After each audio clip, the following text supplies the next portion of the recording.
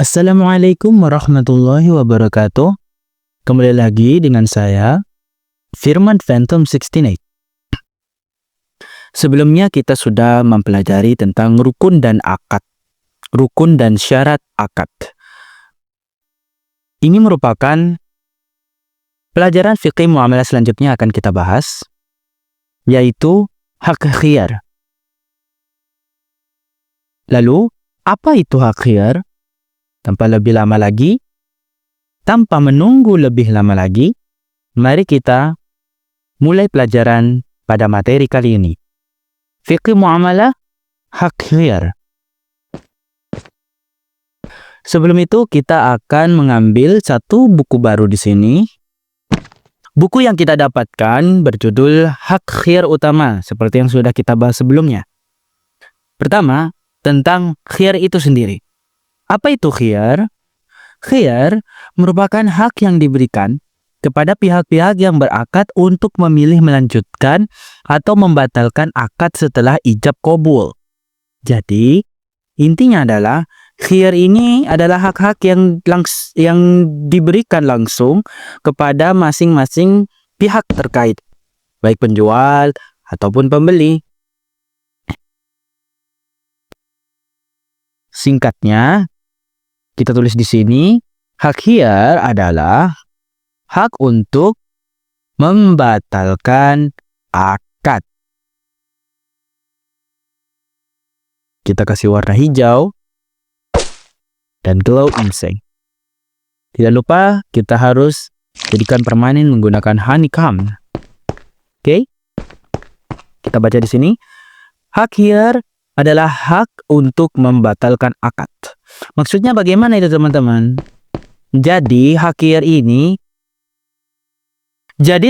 hak khiyar itu hanya akan muncul ketika akad sudah terjadi.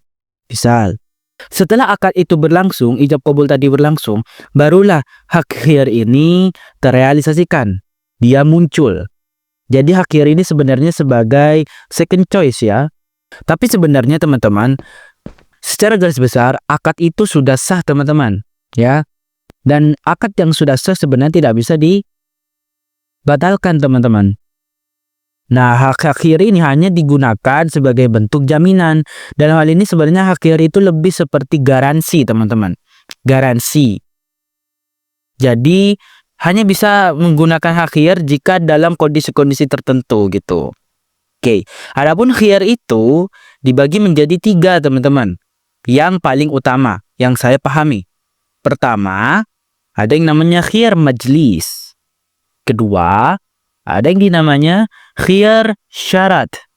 Ketiga, ada yang namanya khiyar aib, teman-teman. Adapun khiyar majlis ialah khiyar yang didapatkan ketika seseorang telah melakukan akad tapi masih dalam majelis akad, teman-teman. Khiyar majlis adalah khiyar yang didapatkan, hak khiyar yang didapatkan ketika seseorang selesai melakukan akad tapi masih ada di dalam majelis akad. Apa itu majelis akad? Majelis akad adalah tempat, waktu, dan tempat akadnya itu berlangsung. Jadi majelis akad merupakan waktu dan tempat di mana akad itu berlangsung.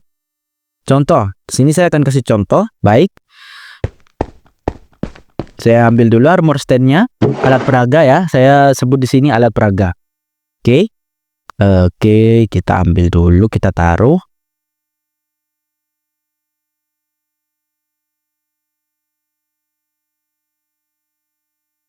Baik. Di sini kita akan pasang dulu pihak-pihak terkaitnya. Kita dorong sedikit ini ya. Oke. Oke, sudah. Baik. Kita pasang. Kita gunakan pose.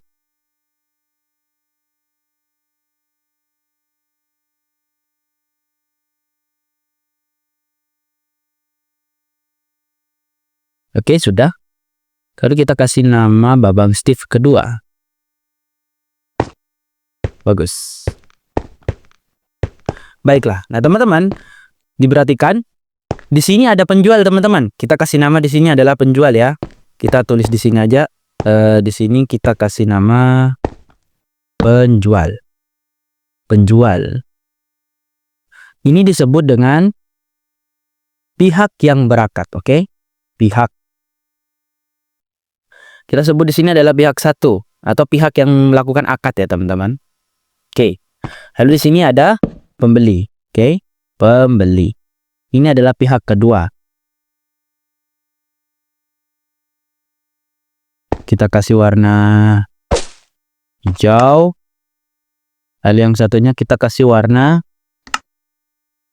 biru. Jangan lupa dengan glow insect. Oke.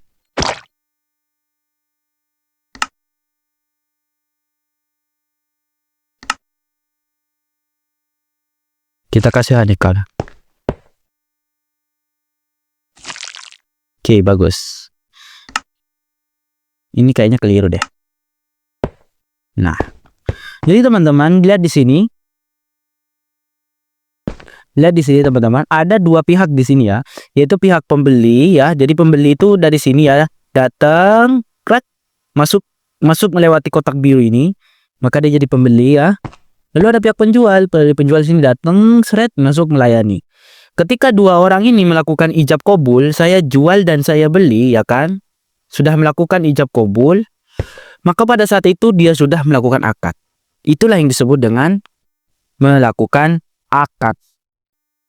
Lalu hak khiyar majelis itu di mana? Hak khiyar majelis itu langsung muncul, teman-teman. Hak khiyar majelis itu langsung muncul tanpa dipersyaratkan di akad itu sendiri. Jadi dia langsung muncul. Dan dia dan khiyar majelis itu hanya berlaku ketika seseorang ada di majelis akad, seperti yang tadi kita jelaskan.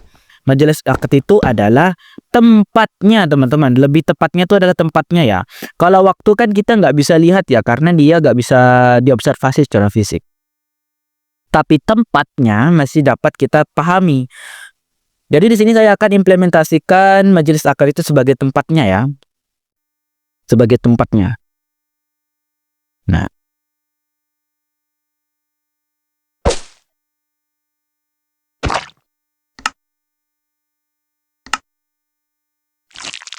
Inilah teman-teman. Majelis akad itu ini loh, yang biru ini, yang biru melingkar ini, itu merupakan tempat akad dan waktu akad itu berlangsung. Jadi penjual pembeli, saya beli, saya jual, selesai akad itu. Nah, selama pembeli dan penjual masih ada di majelis akad ya, majelis akad ini masih dalam satu kotak ini ya. Hitungannya ini, anggaplah majelis akadnya itu adalah di dalam toko. Nah, selama masih ada di dalam toko, maka pihak penjual atau pihak pembeli bisa membatalkan akad yang sudah terjadi sebelumnya. Dan itulah yang disebut dengan majelis akad, teman-teman. Contoh misalnya ketika si A bilang, saya jual apel ini seharga 1 emerald. Si B mengatakan, saya membeli akad ini seharga 1 emerald. Tiba-tiba saat si B sebelum keluar dari toko, dia sejenak ke pojokan misalnya. Dia ke pojokan, berhenti di sini, diem berdiri ke pojokan. Nah, selama penjualnya masih ada di sini, di tempat, dalam hal ini kasir lah intinya ya. Terus penjualnya mulai merenungi apakah keputusannya dia benar atau enggak. Ternyata dia berpikir lagi. Lalu dia balik lagi sini. Maaf Pak, saya gak jadi beli. Saya baru sadar ternyata saya masih ada keperluan yang lebih penting lainnya yang harus saya lakukan. Mohon sekali lagi maaf ya Pak. Maka pada saat itu pembeli wajib mengembalikan ya. Dalam hal ini adalah mengembalikan apa yang sudah dibeli oleh pelanggan ini. Jadi emerald itu dikembalikan dan pelanggan mengembalikan apelnya. Ini yang disebut dengan majelis akad, teman-teman. Yang disebut dengan majelis akad. Di mana hak ini masih muncul ya, masih ada ketika baik penjual atau pembeli masih ada dalam satu majelis, satu tempat. Tempatnya itu ya tempat akad tadi itu berlangsung. Jadi ijab qabulnya tadi berlangsung di sini ya, majelis itu hanya berlaku di sini. Lalu bagaimana majelis akad ini bisa gugur? Maaf ya, bukan majelis akad. Maksudnya adalah bagaimana jika khiyar majelisnya ini gugur? Kapan khiyar majelis itu gugur? Khiyar majelis itu gugur ada dua metodenya. Pertama, ada yang namanya metode takhayyur. Metode takhayyur itu adalah metode di mana pihak dapat menggunakan hak khiyar mereka ya dengan menyatakan saya batal atau saya lanjut. Seperti yang tadi dijelaskan. ketika pembeli ini sedang membeli barang, ya kan, sedang membeli barangnya Babang Steve, pembeli ini tidak langsung keluar, tidak langsung pergi dari majelis akad. Dia berhenti sejenak di pojokan, lalu dia memikirkan lagi, ternyata dia nggak jadi beli. Lalu dia mengatakan secara gamblang, saya batal. Nah, maka pada saat itu majelis akadnya sedang hak khiyar majelisnya sedang digunakan pada saat itu. Itu yang disebut dengan tahayyur. Pihak yang menyatakan saya batal atau saya lanjut. Adapun jika menggugurkan akad, misalnya jika dia dua-duanya ini sudah sama ridho dan memang tidak ada niatan untuk menggunakan hak khiyar mereka, maka untuk menggugurkan khiyar majelis adalah dengan tafarruq. Tafarruq ini apa? Yaitu pihak yang berakad pergi meninggalkan tempat akad itu sendiri, sehingga khiyar majelis itu otomatis juga gugur. Khiyar majelis itu otomatis juga gugur. Contohnya seperti apa? Nah, kalau yang ini biarkan saya yang peragakan. Oke, di sini kita akan hancurkan dulu.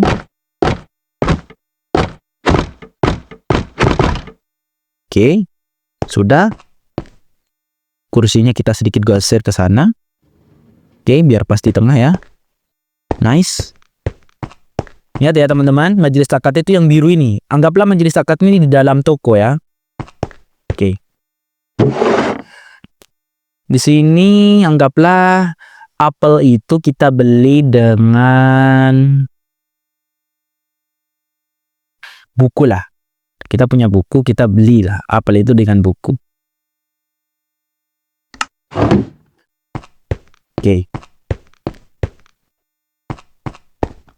Kita masuk area biru ini atau masuk ke dalam tokonya, kita duduk. Misalnya duduk. Halo Babang Steve, saya ingin membeli satu buah apel nih. Kira-kira satu buah apel ini harganya berapa ya? Oh, halo Bapak.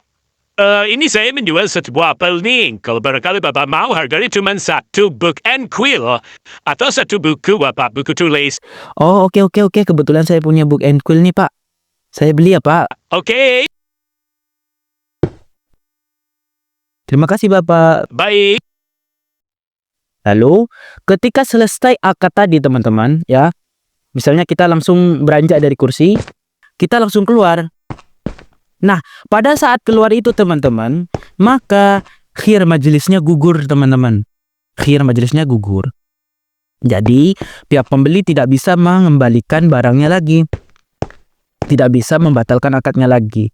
Karena pihak pembeli sudah keluar dari majelis akad. Dalam hal ini dia sudah berpisah secara fisik. Saat keluar dari toko dia sudah berpisah secara fisik.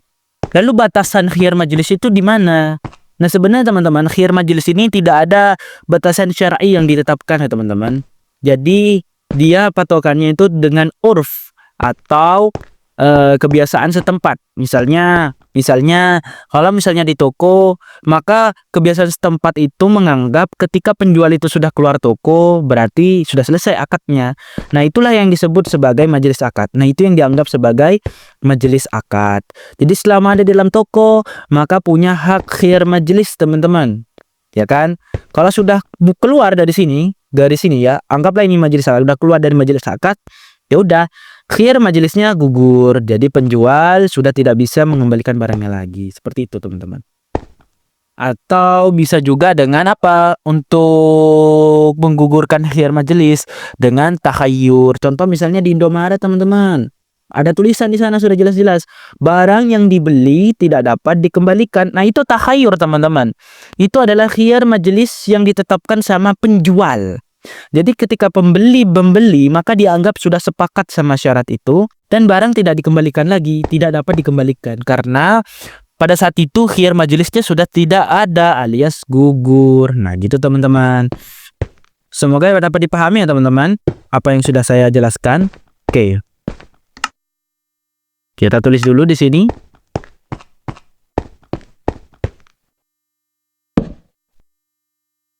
Khiyar majelis.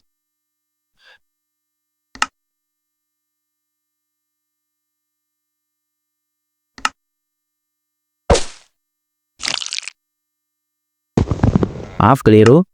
Kita ambil penghapusnya dulu. Oke. khiyar majlis. Berikan glow inseng dan honeycomb. Nah, teman-teman sekalian, adapun khiyar majlis ini, teman-teman, itu tidak disepakati oleh semua ulama. Ya, jadi ada perbedaan pendapat dari para ulama. Adapun yang menganggap khiyar majlis itu ada adalah Imam Syafi'i dan Hambali. Itu pun hanya terbatas pada akad muawadah murni sama akad ijarah, teman-teman, atau sewa menyewa. Muawadah murni itu adalah akad jual beli dengan kompensasi langsung. Contohnya seperti apa? Tadi saya jual apel dan Anda membelinya dengan emerald. Jadi timbal baliknya langsung pada saat itu juga. Langsung, oh saya langsung dapat apelnya nih. Lalu saya dapat uangnya, dapat untungnya begitu. Itu yang disebut muawadah murni atau langsung. Sama ijarah, akad sewa menyewa. Karena sewa menyewa dianggap sebagai akad jual beli langsung juga, teman-teman. Sehingga selain dari itu, ya, maka tidak dianggap khiyar majlis itu ada. Jadi akad kerjasama seperti investor dan sama pemodal itu tidak punya akad khiyar majlis, teman-teman. Dianggap tidak ada. Kenapa? Karena dia tidak merupakan akad muawadah murni. Tidak langsung, kompensasinya tidak didapatkan secara langsung. Kalau akad kerjasama kan masih ada proses kan, masih ada usahanya, mungkin masih bulan depan dapat untungnya kan begitu. Jadi nggak didapatkan secara langsung keuntungan tersebut gitu loh. Maka itu tidak termasuk dari khiyar majelis. Jadi khiyar majelis ya hanya disepakati oleh Imam Syafi'i dan Hambali saja yang dianggap ada khiyar majelis itu. Itu pun hanya berbasis pada akad muawadah dengan kompensasi langsung dengan akad ijarah. Nah, untuk imam yang lain seperti Maliki dan Hanafi, mereka tidak menganggap adanya khiyar majelis. Jadi khiyar majelis itu dianggap tidak ada. Kenapa? Karena pada dasarnya ketika ijab dan qabul ya sah-sah begitu, artinya sudah ada keridhaan di antara kedua belah pihaknya. Dengan adanya keridhaan itu, pada dasarnya akadnya sudah sah. Jadi sudah tidak ada lagi yang namanya khiyar majelis, tidak ada lagi gitu. Jadi gak semuanya sepakat para ulama ya. Jadi hanya setengahnya saja. Imam Syafi'i dan Hambali yang sepakat adanya khiyar majelis, sedangkan Maliki dan Hanafi tidak, teman-teman. Tidak menganggap khiyar majelis itu ada. Oke? Lalu yang kedua adalah khiyar syarat, teman-teman. Khiyar syarat. Mari kita akan jelaskan. Kita lihat dulu di bukunya. Tadi kita sudah jelaskan ya. Yang pertama ada khiyar majelis, yaitu merupakan khiyar yang ditentukan oleh syara untuk para orang yang melangsungkan transaksi pada saat semua pihak berada di lokasi akad. Atau saat itu disebutnya majelis akad. Nah, ini kita udah jelasin ya kan? Lalu ada khiyar syarat. Khiyar syarat merupakan suatu pilihan yang telah ditetapkan syarat di dalamnya yang pada saat dilakukannya kontrak. Oke? Jadi khiyar syarat itu gimana, teman-teman? Khiyar syarat itu wajib ya, wajib disertakan saat melakukan akad, teman-teman. Contohnya gimana? Seperti ini. Suatu ketika, Firman sedang pergi untuk membeli apel di sebuah toko. Toko A sebutnya. Ketika itu, Firman sedang membawa sebuah buku untuk menjadi alat tukarnya. Firman pun memasuki lokasi dan duduk di area kasir dan mengatakan, Pak, Apa ada yang diperlukan? saya mau beli apel, Pak. Oh ya, ini saya tawarkan satu apel seharga satu buku. Baik, saya beli satu apel seharga satu buku ya, Bapak. Tapi sebenarnya Bapak, saya ingin beli sih, cuman boleh nggak sih saya pikir-pikir dulu selama 3 hari. Nanti kalau misalnya selama 3 hari itu saya sudah mantap, saya akan kembali dan saya beli. Baik-baik kalau begitu. Saya terimalah perjanjian itu. Baik Bapak, terima kasih. Baik. lalu keluarlah orang itu. Nah teman-teman, itu yang disebut akad syarat, teman-teman. Berbeda dengan akad majelis. Akad majelis ini muncul ya, akad majelis ini muncul tanpa dipersyaratkan pada saat di akad itu. Jadi pada saat di akad, akad majelis ini langsung muncul tanpa ada persyaratan apapun. Berbeda dengan khiyar syarat itu harus dipersyaratkan dulu. Wajib disyaratkan saat akadnya. Jadi tadi saat ijab kabul tadi, saya tawarkan kamu 1 buah apel seharga 1 emerald. Baik, saya terima, tapi berikan saya waktu selama 3 hari untuk memikirkannya. Baik, saya terima. Nah, pada saat ijab kabul seperti itu sebenarnya sudah ijab kabul, teman-teman. Tapi karena ada persyaratan di sana, maka itulah yang disebut khiyar syarat, teman-teman. Itulah yang disebut khiyar syarat. Inilah yang disebut hak atau khiyar syarat, hak untuk membatalkan. Oke? Jadi diberikan waktu untuk berpikir. Dalam hal ini dimintanya untuk kasih waktu selama 3 hari, ya kan? Lalu bagaimana cara untuk menggugurkan khiyar syarat ini? Ya, satu-satunya cara untuk menggugurkannya adalah sebelum waktu itu habis, ya. Batas tempo 3 hari yang tadi disepakati itu habis, ya kan? Pembeli harus datang sebelum hari itu. Atau pas di hari ketiga dia datang lalu dia mengatakan, baik, setelah saya pikir selama 3 hari, saya sepakat nih mau beli apelnya. Oke, ini ya apelnya. Baik, terima kasih gitu. Contohnya apa? Seperti ini. Contohnya adalah khiyar syarat itu seperti ini, teman-teman. Setelah disepakati tadi ya 3 hari, ternyata hari ketiga penjualnya datang, yaitu firmannya datang. Pak, saya datang nih. Saya orang yang kemarin mau beli apel tapi minta waktu ke Bapak 3 hari. Oh ya, boleh. Jadi gimana? Setuju atau tidak? Nah, teman-teman, dalam kasus ini kita dapat khiyar syarat itu hanya bisa digugurkan metodenya itu dengan 2 hal, teman-teman. Yaitu yang pertama bisa dilakukan dengan metode tahayyur, teman-teman. Yaitu saya bisa mengatakan, "Iya, Pak, saya lanjut mau beli apelnya," gitu. Atau juga bisa dia mengatakan, "Maaf, Pak, setelah saya pikir 3 hari tadi saya nggak jadi deh beli apelnya. Sekali lagi mohon maaf ya, Bapak." Nah, seperti itu, teman-teman, cara untuk menggunakan khiyar syarat ataupun menggugurkannya. Nah, adapun cara kedua ialah dengan membiarkan masa waktu temponya itu lewat. Misalnya ya, misalnya saya tadi sudah bilang, "Pak, saya mau beli ya, tapi saya mikir-mikir dulu nih 3 hari. Bisa nggak, Pak?" Oh, kalau sudah misalnya, ya bisa. Nah, setelah 3 hari, ternyata firman nggak datang sampai hari keempat, maka khiyar syaratnya dianggap gugur. Gugur dalam artian ini artinya akad batal, teman-teman. Akadnya sudah batal. Nah, ini yang disebut khiyar syarat, teman-teman. Jadi hak untuk membatalkan akad dengan syarat. Kalau majelis itu langsung muncul tanpa dipersyaratkan di akadnya, ya, di ijab kabulnya itu tanpa ada persyaratan apapun.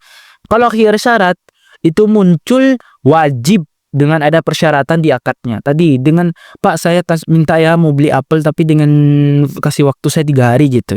Nah, itu disebutnya khiyar syarat. Karena sebelum ijab kabul atau pada saat ijab kabul itu dia sudah mensyaratkan sesuatu di sana. Kalau disetujui oleh kedua belah pihak, maka muncullah khiyar syarat ini. Nah, adapun khiyar syarat ini, teman-teman, 4 mazhab besar itu sepakat, teman-teman, khiyar syarat ini ada. Baik Imam Syafi'i, Hambali, Maliki, dan Hanafi, semuanya sepakat kalau khiyar syarat itu ada. Semuanya sepakat kalau khiyar syarat itu ada, teman-teman. Tapi ada sedikit perbedaan dalam rentang waktunya. Misal, kalau dari mazhab Hambali, Maliki, sama Hanafi, teman-teman, mereka meskipun sedikit ada perbedaan dalam penjelasannya, tapi intinya ketiga mazhab ini, ya, Hambali, Maliki, sama Hanafi, itu lebih fleksibel, teman-teman. Jadi untuk 4 mazhab ini intinya lebih fleksibel lah, teman-teman. Tidak ada rentang waktu maksimalnya, jadi terserah dari pihak penjual ataupun pembeli. Jadi kesepakatan mereka berdua. Entah mau dikasih rentang waktu seminggu atau sebulan, bebas. Itu khiyar syarat. Adapun Imam Syafi'i, teman-teman, lebih ketat dalam hal ini. Kalau Imam Syafi'i mengatakan maksimal khiyar syarat itu hanya 3 hari, teman-teman. Maksimalnya hanya 3 hari. Jadi makanya kenapa tadi saya kasih contoh, dikasih waktu, saya sebagai pembeli minta waktu 3 hari. Nah, itu, teman-teman, biar mencakup semua mazhab ini, teman-teman. Jadi kalau Imam Syafi'i itu hanya mengizinkan khiyar syarat ini yang maksimal 3 hari aja. Lebih dari itu tidak dianggap sama Imam Syafi'i, teman-teman. Gitu. Jadi khiyar syarat itu seperti itu ya, teman-teman. Oke, kita lanjut ke khiyar yang terakhir, teman-teman. Khiyar yang terakhir adalah khiyar aib, teman-teman. Khiyar aib.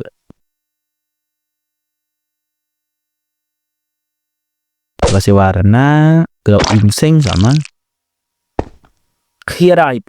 Khiyar aib itu apa, teman-teman? Khiyar aib ialah hak untuk membatalkan akad karena terjadinya kecacatan pada objek akad itu, teman-teman. Jadi saat akad itu diterima, teman-teman, ternyata saat diperhatikan lagi barangnya cacat, teman-teman. Nah, maka di sini khiyar aib itu muncul, teman-teman. Khiyar aib itu muncul. Sama seperti majelis ya, teman-teman.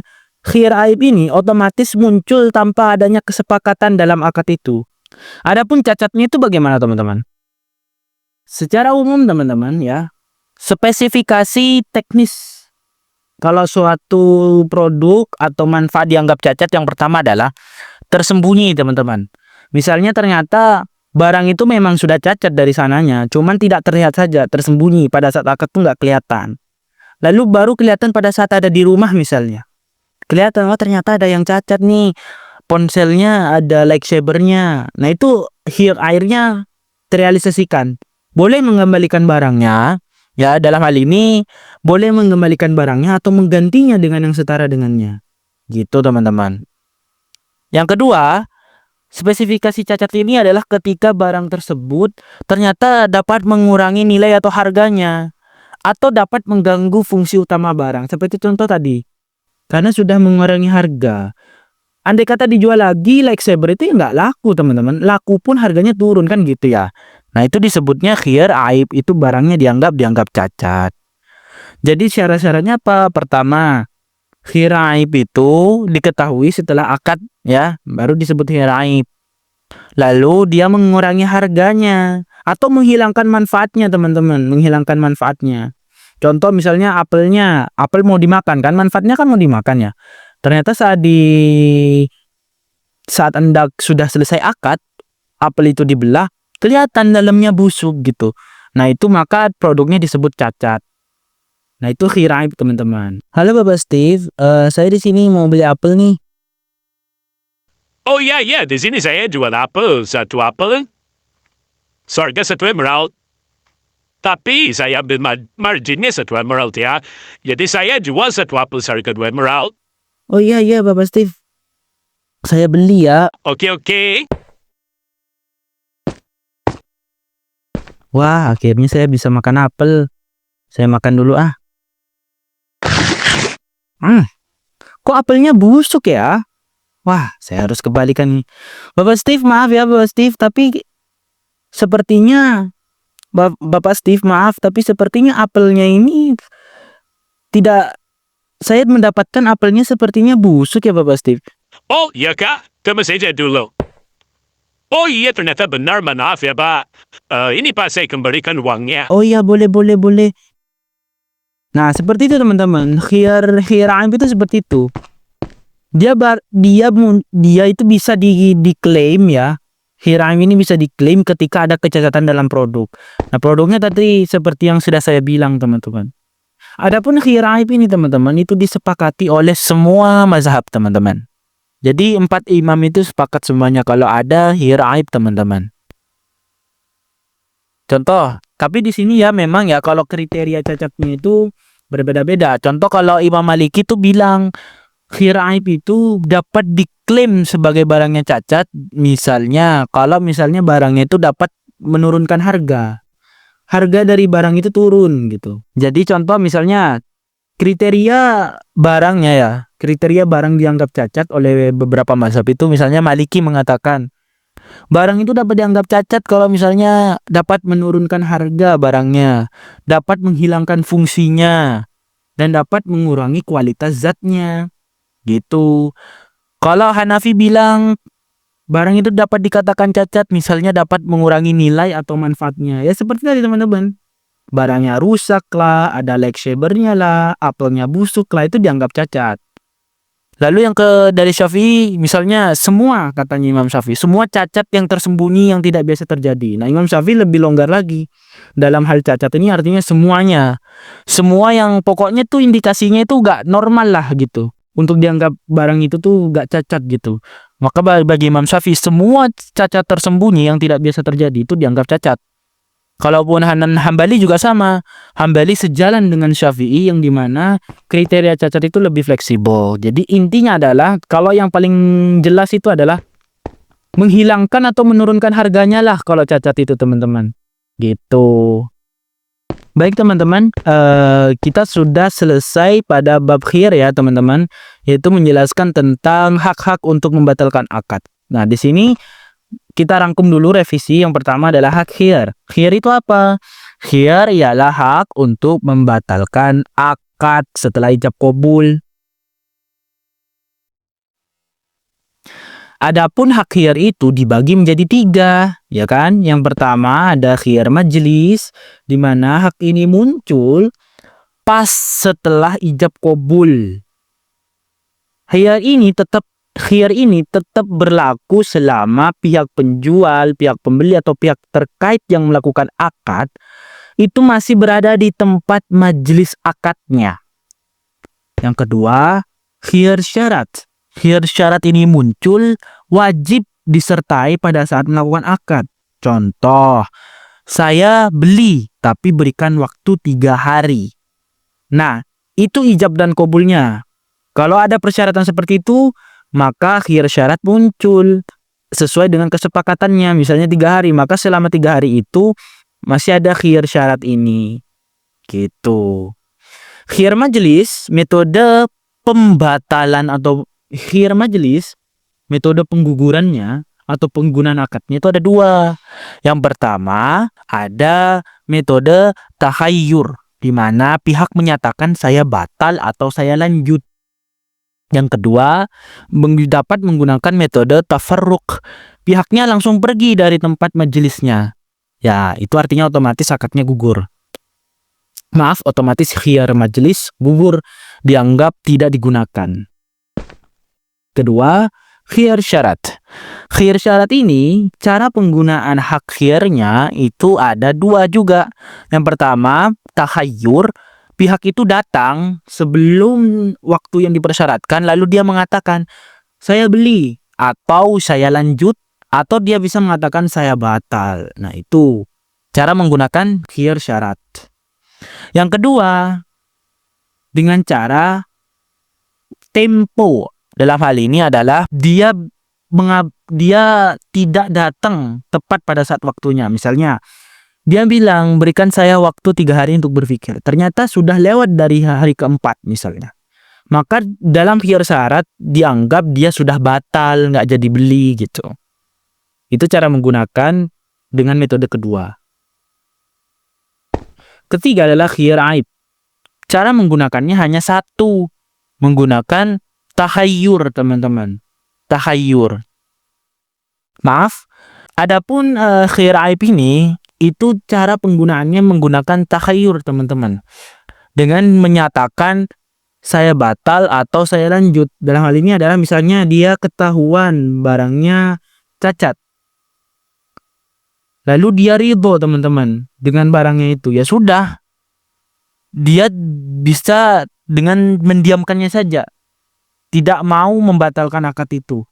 Atau dia bisa dengan mendatangi pembeli dan mengatakan, saya batal karena barang ini cacat. Nah, seperti itu cara penggunaan khiyar aib teman-teman. Baik teman-teman, mungkin itu saja yang bisa saya sampaikan. Kurang lebihnya saya mohon maaf ya teman-teman. Kalau misalnya ada kekeliruan dalam menjelaskan akad-akad ini. Saya berusaha untuk menjelaskannya dengan bahasa saya agar tidak terbata-bata juga ya teman-teman.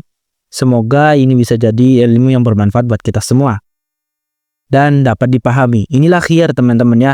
Khiyar itu intinya muncul setelah akad dan spesifikasinya sudah kita jelaskan tadi. Terima kasih, sampai ketemu di materi selanjutnya.